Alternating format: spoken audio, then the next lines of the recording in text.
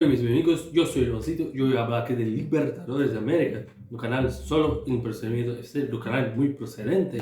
Isso aqui fala de Libertadores, aqui dos jogos de volta às oitavas de final, em jogos muito emocionantes aí, umas decisões por pênalti, outros jogos aí bastante movimentados. Então vamos falar aqui, sem mais delongas, sobre esses jogos de volta às oitavas. No caso aqui tivemos na terça-feira aqui jogos interessantes, né? No caso também decisões por pênaltis. Vou falar aqui inicialmente de Fluminense e Argentino Júnior, realizado no Maracanã. O primeiro jogo foi 1-1 lá na Argentina, onde o Fluminense acabou conseguindo ali um empate no finalzinho ali com o Samuel Xavier. Nesse jogo também a equipe não teve uma grande atuação, né? O Argentino Júnior acabava se fechando muito ali, tava difícil ali furar o bloqueio da defesa da equipe argentina. Mais uma vez, assim como foi no jogo da ida, né? No jogo da volta também, os gols aí saíram nos instantes finais, né? No caso, o próprio Samuel Xavier fez ali aos 41 minutos e nos acréscimos ali no bom contra-ataque da equipe das Laranjeiras ali, o John Kennedy fez o gol da vitória do Fluminense na classificação, terminando assim, Fluminense 2, Argentino 0, Argentino Júnior 0, no agregado ali 3-1, e assim o Fluminense avançando para as quartas de final.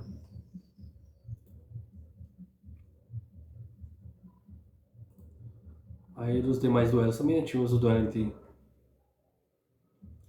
Atlético Paranaense e Bolívar, né? Jogo realizado ali na Arena da Baixada. O primeiro jogo o Bolívar havia vencido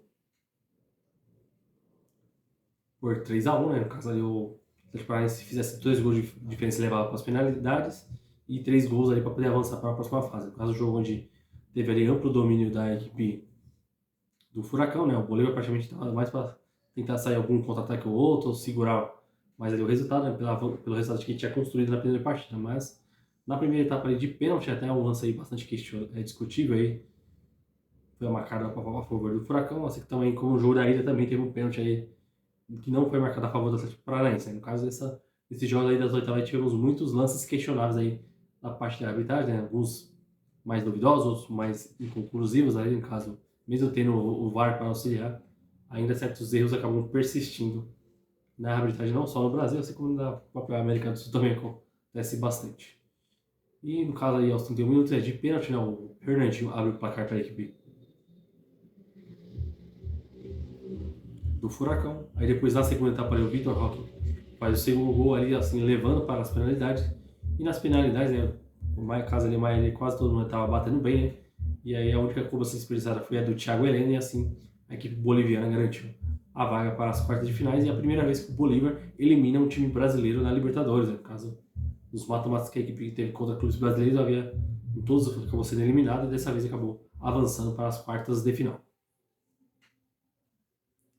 E outro aí que também tivemos muitas emoções aí também, questão da arbitragem também influenciando no resultado, né? No caso, foi o duelo entre Internacional e River Plate. Assim, como no primeiro jogo foi um jogo onde o River teve um domínio maior, acabou vencendo o Internacional. Dessa vez também, essa vez foi o inverso, né? O Inter foi dominante ali, pressionando, buscando um gol ali o tempo todo. Então, foi assim, dos jogos que o Inter fez na temporada, eu posso até considerar como o melhor jogo do Inter. Conseguiu, só que aí os gols acabaram saindo na segunda etapa, né? No primeiro tempo teve um pênalti claríssimo ali a favor do River, do Internacional, que não foi marcado, né? O lance ali, mesmo tendo o VAR ali para poder auxiliar, essas coisas, acabou não sendo marcada a penalidade. Aí depois na segunda etapa ali, o Internacional volta melhor. Aí na bola parada ali, o Gabriel Mercado ali, o defensor ex-River, né? Fazendo a famosa lei do ex, abriu o placar para o Internacional. Aí também, poucos minutos depois, né, na cobrança de falta ali, o Alan Patrick faz o segundo gol. E no último lance ali da partida, ali, né, já na reta final, o Robert Rojas, né, na bola parada ali, acabou fazendo o gol do River, né, diminuindo ali para 2-1, né, no agregado ficou ali 3-3. E fomos aí para as penalidades, aí no caso teve uma penalidade do River ali que o jogador acabou escorregando, dando 2 toques, ele foi anulada. Também o Inter só acabou errando, né, no caso de iniciar os batedores estavam indo muito bem. Aí teve ali uma das conversas com o goleiro do Inter, o Rocher fez a defesa, e na última cobrança o próprio Rocher ali garantiu a classificação do Inter para as quartas de final, aí numa noite espetacular, aí, né, com a bela festa da torcida colorada ali ao entorno do gigante dali da Beira-Rio, e assim o Colorado avançando para a próxima fase. aí dos jogos da quarta-feira, né, também que deram continuidade a essa fase aí, tivemos aí mais outro duelo que também foi para os pênaltis, foi o duelo entre Boca Juniors e Nacional do Uruguai, né, o jogo aí que marcou a estreia do Cavani com a camisa do Xenenses, né, um jogo onde o Boca ali foi bastante dominante, criou as melhores chances aí, conseguiu sair na frente logo aos 12 minutos com o Merentiel, né, só que na sequência ali, poucos minutos depois ali, o Alfonso Treza empatou o jogo para o Nacional. Aí no início da segunda etapa ali, o Advíncula vira o jogo para o Boca Juniors. Também teve uma grande chance ali com o Cavani, né, que ele acabou ali desperdiçando. E um pouco mais à frente ali, o Juan Inácio empatou o jogo para os uruguaios e assim levando para as penalidades, né? No caso aí, o Boca Juniors acabou levando a melhor nas penalidades, vencendo ele por 4-2, né? No caso, teve ali uma das defesas do goleiro, o Sérgio Romero, né, goleiro experiente, que também bom pegador de pênalti, garantiu a equipe argentina nas quartas de final.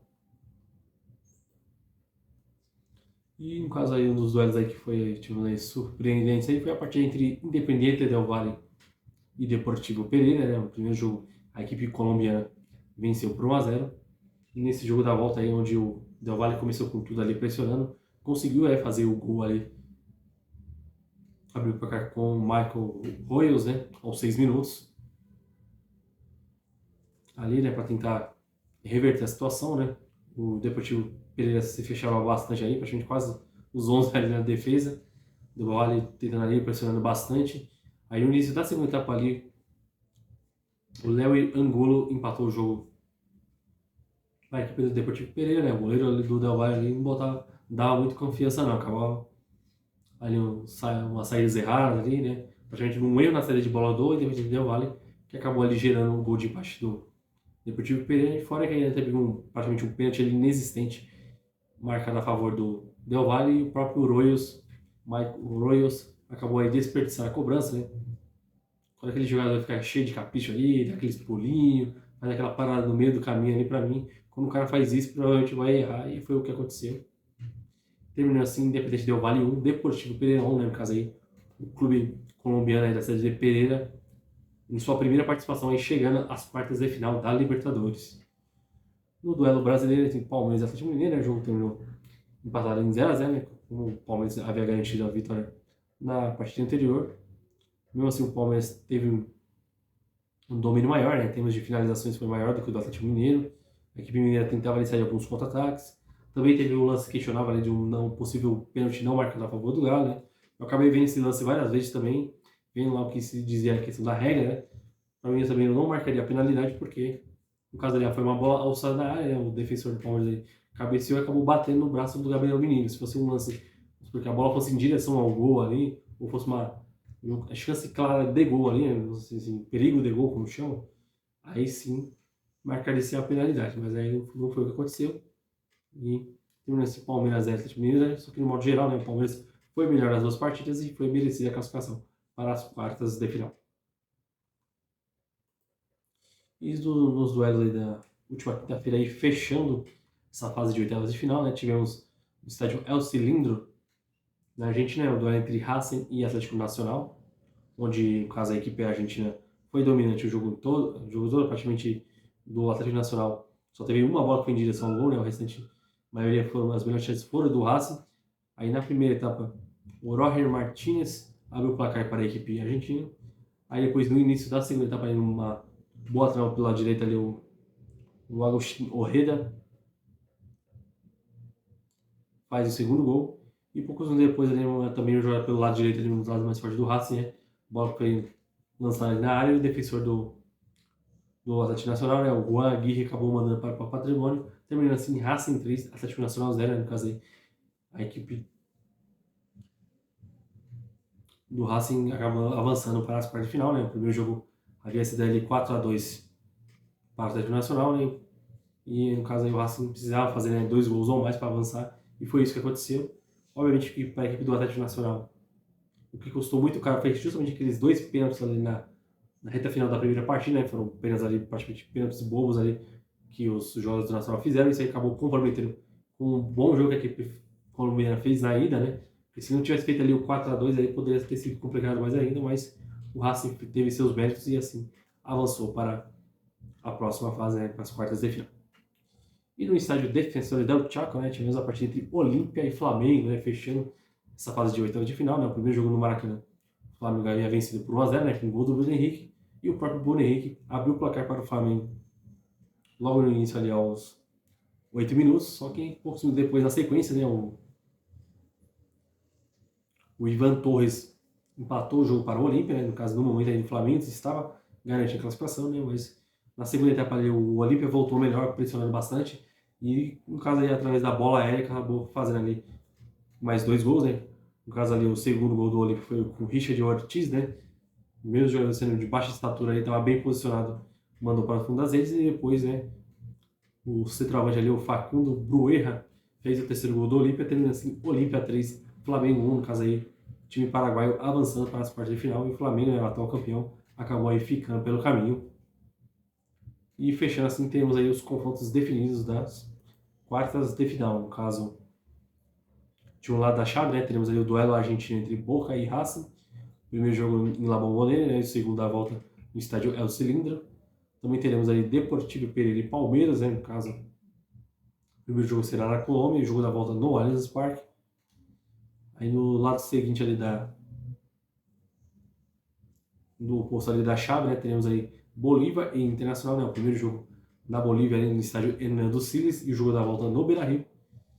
E fechando aqui o duelo entre Fluminense e Olímpia, né, no caso do Fluminense, aí, o primeiro jogo no Rio de Janeiro, no Maracanã, e o jogo da volta no Paraguai. No caso aí, as 8 equipes aí que ainda estão na competição, né, obviamente aí na busca pela glória eterna, e obviamente você acompanha tudo aqui no canal Só Planeta FC, porque aqui a Libertadores tem muita procedência. Vamos juntos aqui em busca da glória eterna. Valeu!